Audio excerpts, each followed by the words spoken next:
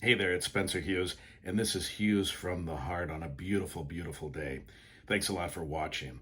I've cut way back on the amount of meat that I eat, and we really have as a family in general.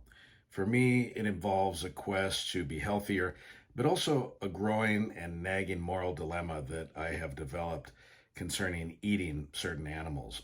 I gave up pork cold turkey last year, as many of you know, and I stopped eating beef, and maybe chicken will be next, maybe turkey and fish. I don't know. I'm not quite there yet. Eating meat has consequences, there's no doubt about it, on an individual scale, but also on a planetary scale. We know that beef production, whether we like it or not, is the biggest driver of forest loss within agriculture. The meat industry has been linked to a host of other environmental harms, including water pollution, according to AFLscience.com. And we know from study after study after study that eating too much meat can be bad for your health, particularly red and processed meats.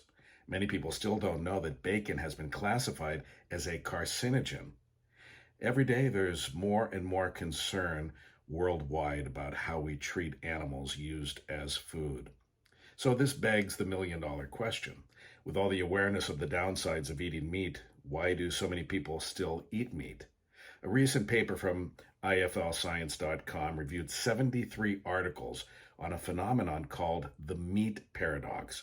That's the mental contradiction that helps devoted animal lovers continue to eat animals. This moral dilemma can cause people psychological discomfort. The organization's review revealed several triggers. For instance, you may relate to the jarring experience of realizing for the first time that the meat on your plate came from an animal. Meat eating has consequences for how we interact with and perceive animals in later life as well. While eating beef in a 2010 study, participants were less likely to view animals as worthy of more concern. And the more committed someone is to eating meat, the more likely they are to avoid information about the positive qualities of animals raised for food. So the discomfort people feel about eating meat presents a stark choice, right? Either remove the moral dilemma by giving up meat or continue eating meat while morally disengaging. This is an interesting phenomenon to me. Moral disengagement is when we choose not to act on our moral values. According to AFLscience.com, after being reminded that the meat on your plate comes from an animal, you may try to forget its animal origins. People are more willing to eat meat when its animal origins are obscured, such as calling meat beef instead of cow. You don't say, I'm eating a cow, you say, I'm eating beef. Or I'm eating a pig, you say, I'm eating bacon.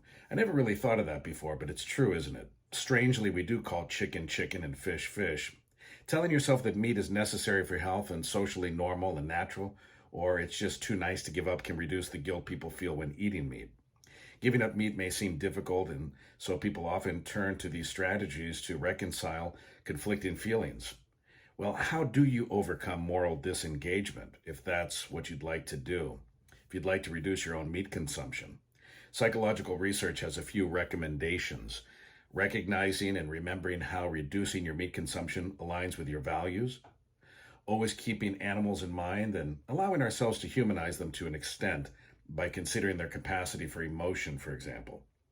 Accept that changing your diet may be a gradual process. I know it took me 50 years to give up pork. It's not something I would have done, I don't think, in my 20s or 30s. And if you want to encourage others to cut down on meat eating, you can avoid blaming them for their meat consumption. This only makes people resistant to vegetarianism and even veganism. Instead, approach these tricky interactions with compassion. Your job's not to change other people's minds or to do their thinking for them. Avoid telling people what to do and just let them make up their own minds. I gave up eating certain meats overnight and without coaching or guilt tripping from other people around me.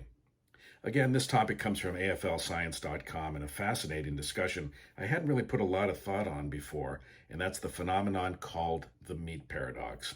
I'm Spencer Hughes, wishing you a beautiful day today and every day. This is Hughes from the Heart. Please join my podcast at hughesfromtheheart.com, and you can find it on Patreon and other ways to support it at hughesfromtheheart.com/support. Much love to all of you.